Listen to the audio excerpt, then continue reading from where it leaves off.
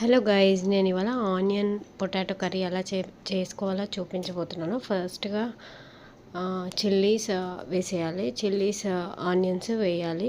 దాని తర్వాత మనం బాయిల్ చేసుకున్న పొటాటోస్ ఉన్నాయి కదా, అవి పొటాటోస్ స్మాష్ చేసుకుని ఆయిల్లో ఫ్రై చేసుకోవాలి. సో బాయిల్ అయ్యి ఉన్నాయి కాబట్టి అవి ఎక్కువ ఫ్రై అవసరం లేదు. ఒక 5 మినిట్స్ అట్లా ఉంచేసి స్టవ్ మీద దాని తర్వాత మిక్స్ చేసేసుకోవాలి.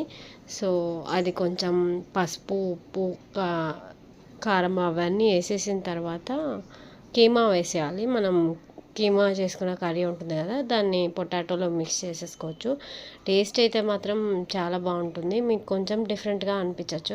నాకు తెలిసి ఎక్కువ మంది ఇలా చేసి ఉండరు.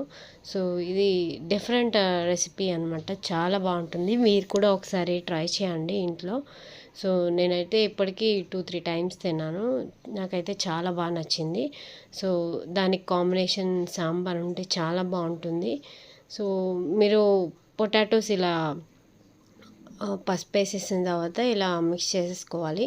సో దాని తర్వాత కారం వేసేసి సో మళ్ళీ స్టిర్ చేసేసుకుని దాని తర్వాత మళ్ళీ కీమా వేసేసుకోవాలి. సో ఆయిల్ తక్కువ అయిందని చెప్పి మళ్ళీ ఆయిల్ వేసాను. ఆయిల్ కొంచెం ఎక్కువే వేయాలి, అప్పుడే బాగుంటుంది కర్రీ అయితే.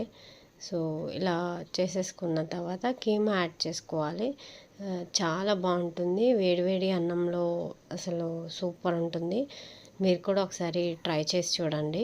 నాకైతే చాలా బాగా నచ్చింది. ఇలా కీమా యాడ్ చేసేసుకోవాలి.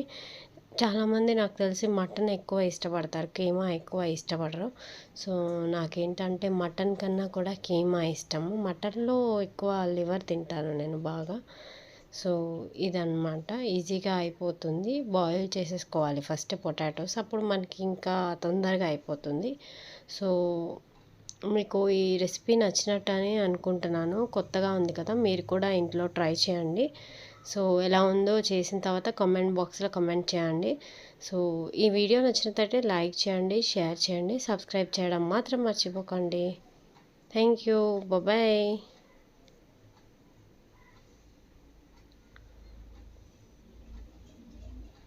సో ఇలా తర్వాత కొత్తిమీర వేసుకొని గార్నిష్ చేసుకోవాలి. అంతే ఇంకా వీడియో.